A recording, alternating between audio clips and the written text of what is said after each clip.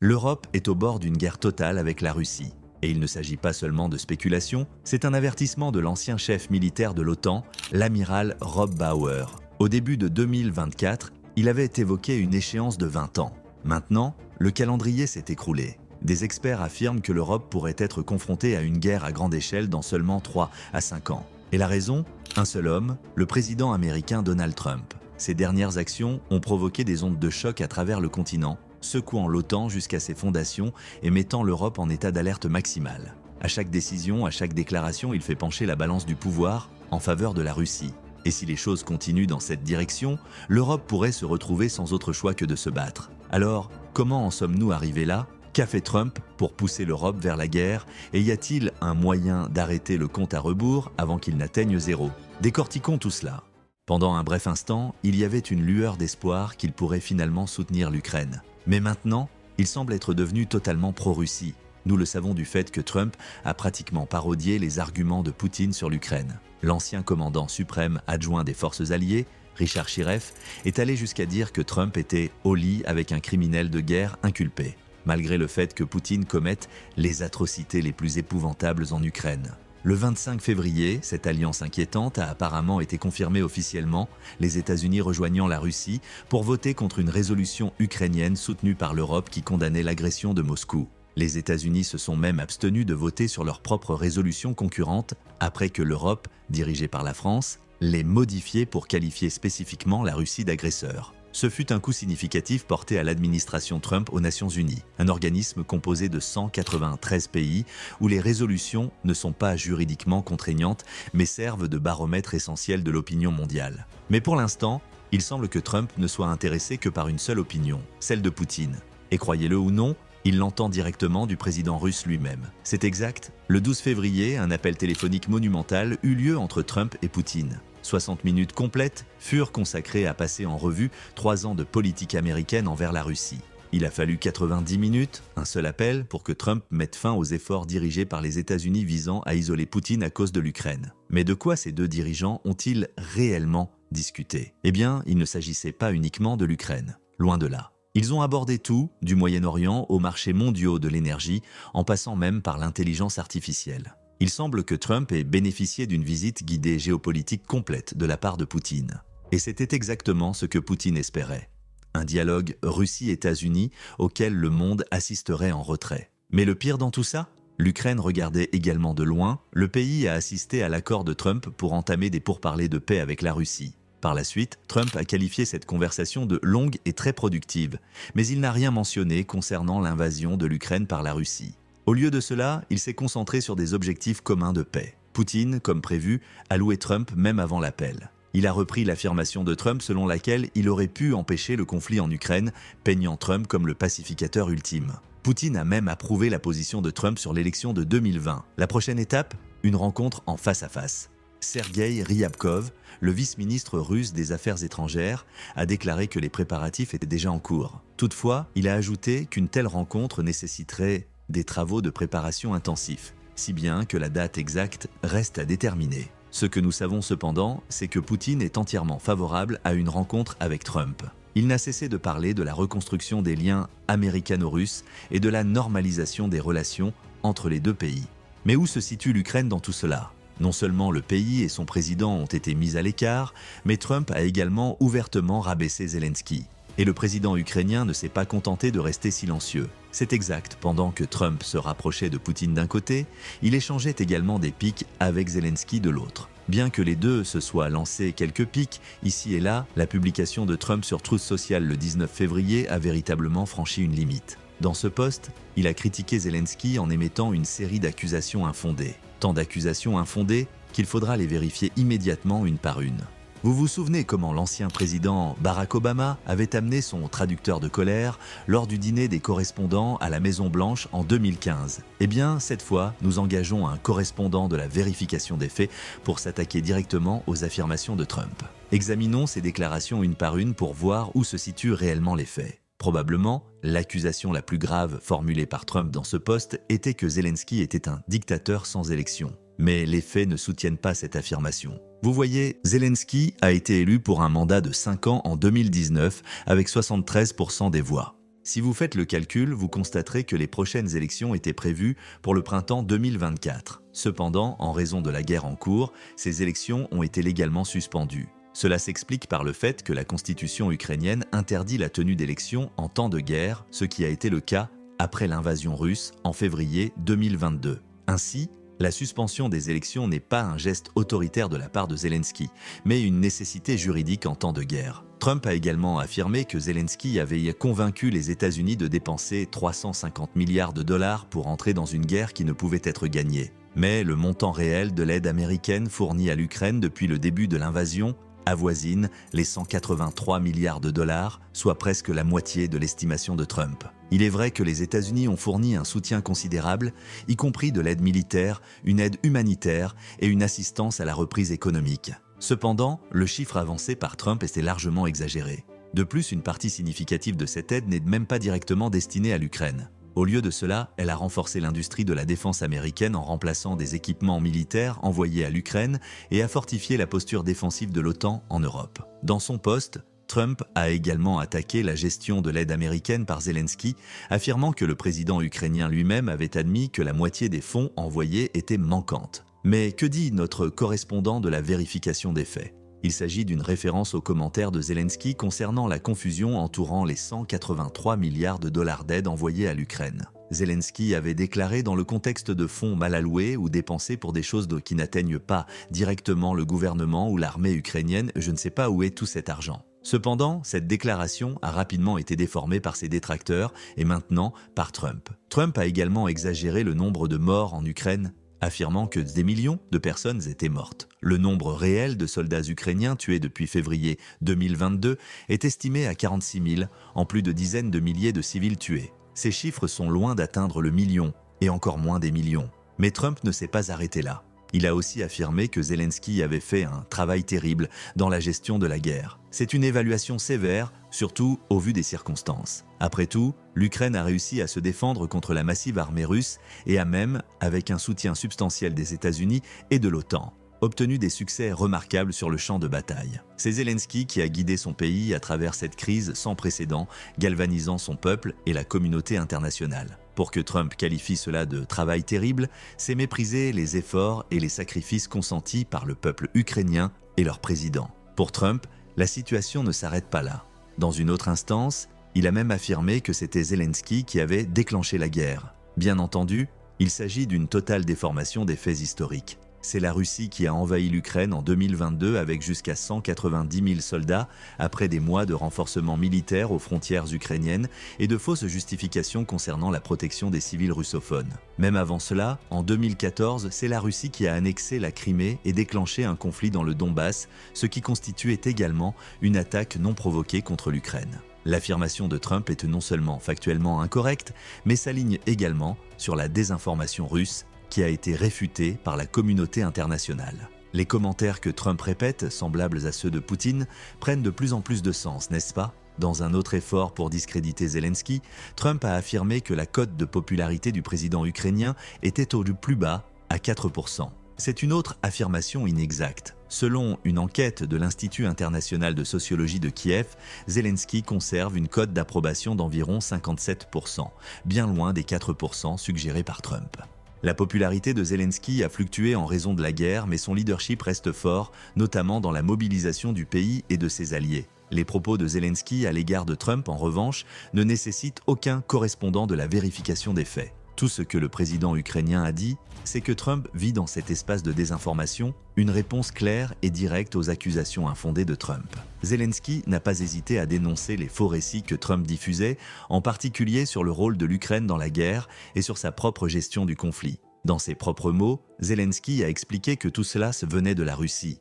Autrement dit, il a clairement fait comprendre que la rhétorique de Trump reflète désormais la propagande russe. Cependant, c'est ce commentaire qui a déclenché la tirade la plus virulente de Trump contre Zelensky. Du moins, c'est ce que pensent certains analystes. La correspondante de la chaîne Al Jazeera à la Maison-Blanche, Kimberly Halkett, a qualifié Trump de notoirement susceptible, ce qui pourrait expliquer ses attaques contre Zelensky, qu'il a qualifié de comédien modérément réussi, qui n'était bon qu'à jouer l'ancien président Joe Biden comme un violon. Ce sont des mots particulièrement durs, presque trop durs pour être provoqués par les commentaires relativement mesurés de Zelensky. Cela nous fait nous demander s'il n'y a pas plus dans ce différend qu'un simple désaccord sur la vérité et le mensonge. Et il y a probablement quelque chose de plus. Certains commentateurs pensent que l'animosité de Trump envers Zelensky remonte à une rancune bien plus ancienne, le drame de la procédure de destitution de 2019. À l'époque, Trump avait poussé Zelensky à enquêter sur son rival politique Biden et sur son fils, Hunter Biden, en lien avec des allégations de corruption concernant une entreprise ukrainienne. Cette pression, qui a finalement conduit à la première destitution de Trump, a clairement laissé un goût amer. Comme le suggère Shiref, Trump a une longue mémoire et se montre vindicatif face aux offenses perçues. De son point de vue, le refus de Zelensky de se plier à ses exigences aurait pu engendrer une rancune profonde, expliquant l'hostilité qui se manifeste aujourd'hui. Mais il y a aussi une raison plus orientée vers les affaires derrière la frustration de Trump.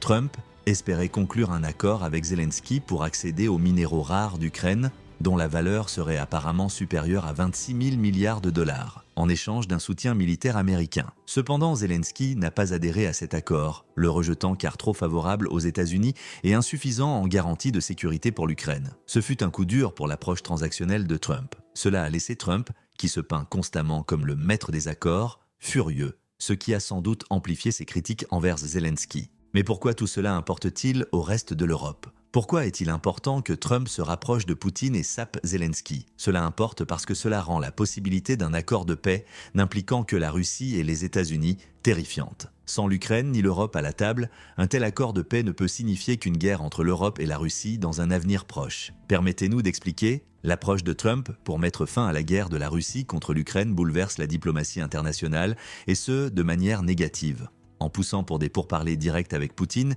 il écarte activement l'Ukraine et l'Europe. Bien entendu, Zelensky a rapidement réagi en déclarant que son pays n'accepterait aucun résultat issu de négociations où l'Ukraine ne disposerait pas d'un siège. Il en est même allé jusqu'à reporter un voyage crucial en Arabie Saoudite pour montrer le sérieux de la question. Cela survient après qu'une réunion entre représentants russes et américains se soit tenue en Arabie Saoudite pour discuter d'un accord de paix pour l'Ukraine. Encore une fois, sans l'Ukraine. Les alliés européens sont également mal à l'aise, la Grande-Bretagne ayant déjà proposé d'envoyer des troupes, voire des avions de chasse Typhoon, pour soutenir la sécurité de l'Ukraine dans le cas où cet accord précipité se concrétiserait. La préoccupation britannique est claire, le pays ne peut se permettre une autre situation semblable à celle de l'Afghanistan. Le Premier ministre britannique, Keir Starmer, l'exprime ainsi. Nous ne pouvons pas avoir une autre situation comme en Afghanistan où les États-Unis ont négocié directement avec les talibans en écartant le gouvernement afghan. Mais c'est exactement ce que l'administration Trump semble vouloir faire. Avec le secrétaire d'État Marco Rubio et le conseiller à la sécurité nationale Mike Waltz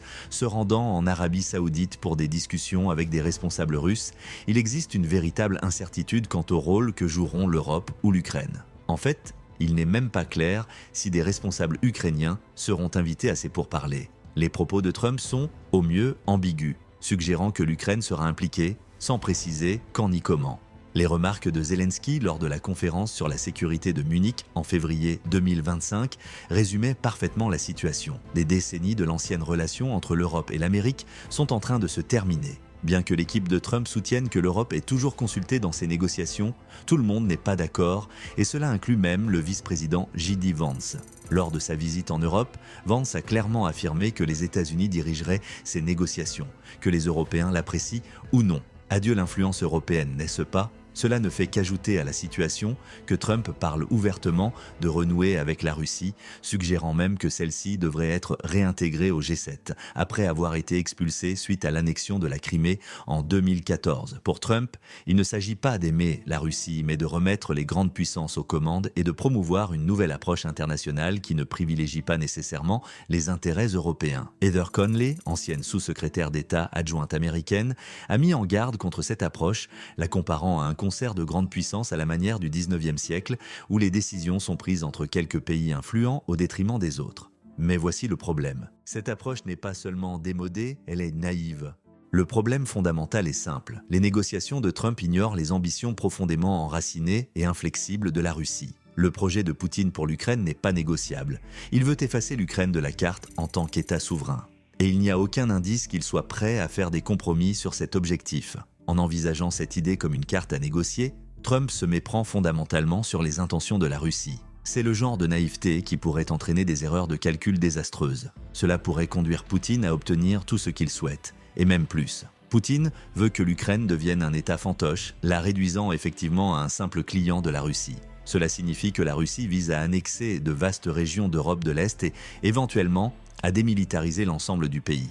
Et les positions de Trump ont ouvert la voie à ces objectifs, en déclarant que l'adhésion de l'Ukraine à l'OTAN est impraticable et en rejetant l'idée d'un retour aux frontières de 2014, Trump envoie à Poutine le signal que les États-Unis pourraient ne pas s'opposer à ces objectifs fondamentaux. Pire encore, les États-Unis semblent indiquer que l'Ukraine devrait renoncer aux 20% de son territoire que la Russie a saisi, y compris la Crimée. Ce serait une concession massive, et c'est un résultat qui correspond parfaitement aux ambitions de Poutine. Non seulement cela priverait l'Ukraine de terres vitales, mais cela enverrait également un message clair. La Russie peut prendre des territoires par la force sans faire face à des conséquences significatives. Un message qui n'est guère rassurant pour le reste de l'Europe, n'est-ce pas?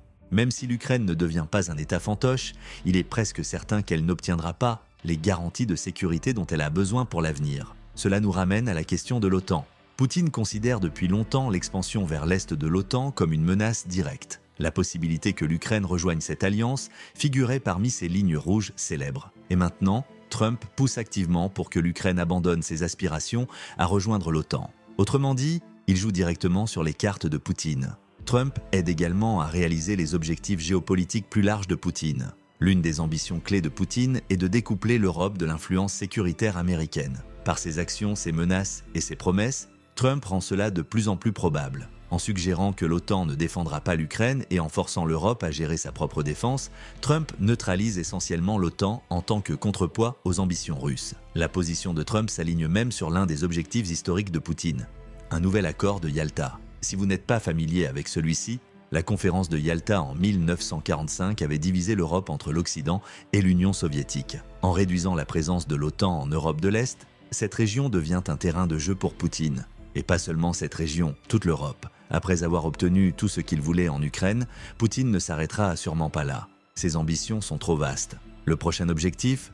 Probablement les États baltes. Ces nations, autrefois parties de l'Union soviétique et historiquement considérées par la Russie comme sa sphère d'influence naturelle, sont désormais membres de l'OTAN, ce qui complique les choses. Poutine a déjà jeté son dévolu sur d'autres régions comme la Moldavie et la Géorgie, manipulant les élections en Roumanie et testant le terrain avec de petites incursions. Mais ce sont les pays baltes qui posent le plus grand défi. En tant qu'alliés de l'OTAN, ils sont essentiels à la structure défensive de l'Europe. Et toute action russe contre eux conduirait presque certainement à un conflit direct avec l'OTAN. Cela rapproche énormément la possibilité d'une guerre, puisque la sécurité collective de l'Europe serait directement menacée. Et rappelez-vous, il est probable que l'OTAN doive défendre ces pays sans l'appui des États-Unis. Pour stopper la Russie et garantir la sécurité future du continent, l'Europe doit prendre les devants et agir de manière décisive. Pendant trop longtemps, elle s'est reposée sur les États-Unis pour sa défense, mais l'ère de la Pax Americana est désormais révolue. La responsabilité repose désormais entièrement sur les épaules de l'Europe. Et la première étape consiste à en prendre conscience. L'Europe doit reconnaître qu'elle se tient seule et qu'elle doit se lever avec une stratégie de défense globale et unie. Mais ne vous y trompez pas, cette stratégie inclut toujours l'Ukraine. Le soutien de l'Europe à l'Ukraine n'est pas seulement une question de solidarité, mais de nécessité. La bataille de l'Ukraine est celle de l'Europe. Si la Russie réussit à conquérir l'Ukraine, d'autres parties de l'Europe pourraient suivre le même chemin. Pour éviter cela, l'Europe doit fournir à l'Ukraine tout ce qui est nécessaire pour forcer la Russie à revoir sa position. L'Ukraine doit infliger à la Russie une leçon sanglante, comme le dit Chirev. Une défaite décisive de la Russie en Ukraine est la seule chose qui fera réfléchir Moscou à deux fois quant à ses ambitions impérialistes. Mais l'Europe ne peut pas simplement se contenter de gestes symboliques de soutien.